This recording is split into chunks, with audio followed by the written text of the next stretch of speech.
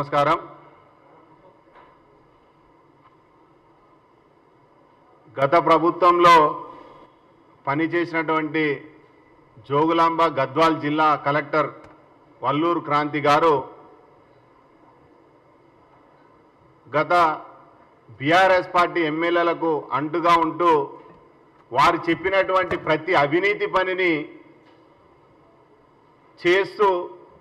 గతంలో ఏ విధంగా అయితే ధరణిల సమస్యలు వచ్చి రైతులు మీ సేవలో లక్షల రూపాయలు వెచ్చించి వేల రూపాయలు వెచ్చించి అప్లికేషన్స్ పెట్టుకుంటే మరి అదే పరమావధిగా పైసనే పరమావధిగా పెట్టుకొని మరి కలెక్టర్ గారు కూడా మరి తన యొక్క అధికారాన్ని డబ్బు కోసం మరి తన తండ్రి అయినటువంటి వెంకట్రామరెడ్డి గారు కర్నూలు జిల్లా గవర్నమెంట్ హాస్పిటల్ సూపరింటెండెంట్గా పనిచేస్తున్నటువంటి వ్యక్తిని మరి ఒక ఆర్థిక లావాదేవీలకు తన తండ్రిగా అడ్డాగా పెట్టుకొని మరి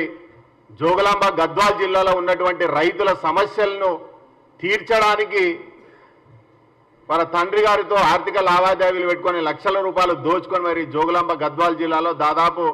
12 మండలాల్లో జరిగినటువంటి అవినీతి భాగవతం ఇవాళ బయటపడుతుంది. గట్టు లిఫ్ట్ ఇరిగేషన్కి ఏదైతే ప్రభుత్వ భూములు లేకుంటే పట్టా భూములు మరి ఆక్విజిషన్ జరిగేటప్పుడు దాదాపు 200-300 ఎకరాలు పట్టా లేనటువంటి భూములను అప్పుడున్నటువంటి ఆర్డీఓ రాములు గారు అదేవిధంగా కలెక్టర్ గారు కలిసి రికార్డు లేకున్నా కూడా రికార్డు ఉన్నట్టు సృష్టించి మరి ఆ యొక్క భూములను రైతుల పేరుతో లక్షల కోట్ల రూపాయలు దోచుకున్నటువంటి చరిత్ర మరి వల్లూరు క్రాంతి గారిది. ఏ విషయం వచ్చినా ఏదైనా ఒక రైతు అవుట్ సైడ్స్లో ఉన్నటువంటి భూమిని పట్టాలాంటి చేయడానికి ధరణి సమస్యల పేరుతో వస్తే ఏ సమస్య వచ్చినా గత ప్రభుత్వంలో పనిచేసినటువంటి ఎమ్మెల్యేలు చెప్పిన విధంగా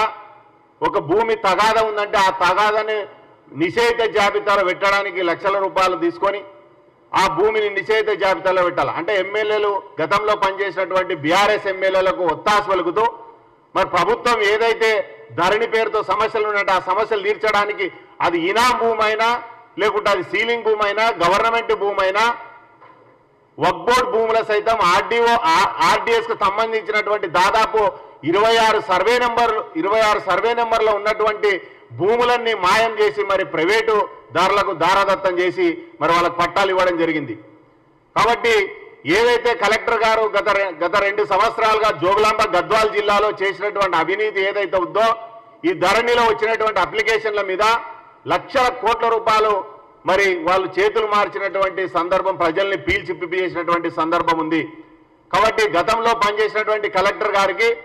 నిన్న సెక్రటరీ గారి శాంతకుమార్ గారికి మరి మేము వినతి పత్రం ఇవ్వడం జరిగింది.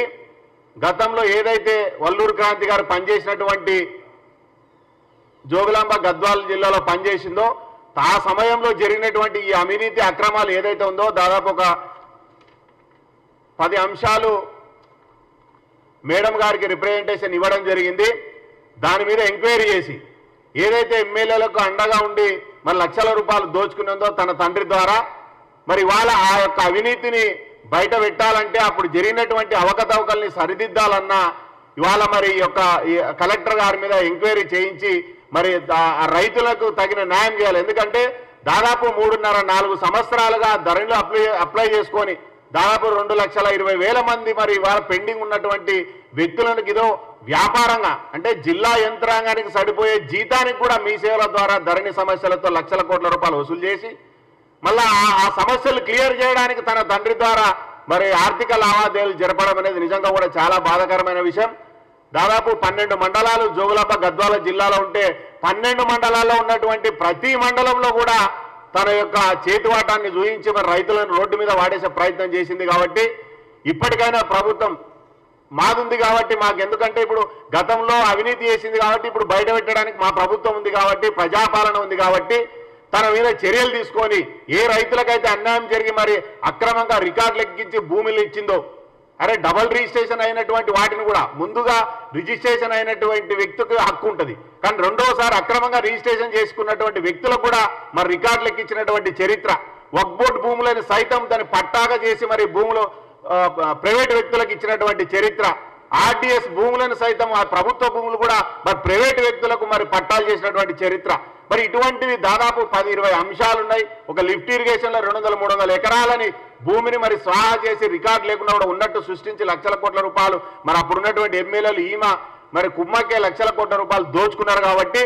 మరి తన మీద చర్యలు తీసుకుంటారన్న నమ్మకంతో ప్రభుత్వం అది ఉంది కాబట్టి మరి ప్రజాపాలన ఉంది కాబట్టి ఆ నమ్మకంతో కలెక్టర్ గారి మీద ఎంక్వైరీ చేసి గతంలో జరిగినటువంటి ఏ రైతులకైతే అన్యాయం జరిగిందో వాళ్ళకి న్యాయం చేయాలని మరి కాంగ్రెస్ పార్టీ తరఫున డిమాండ్ చేయడం జరిగింది.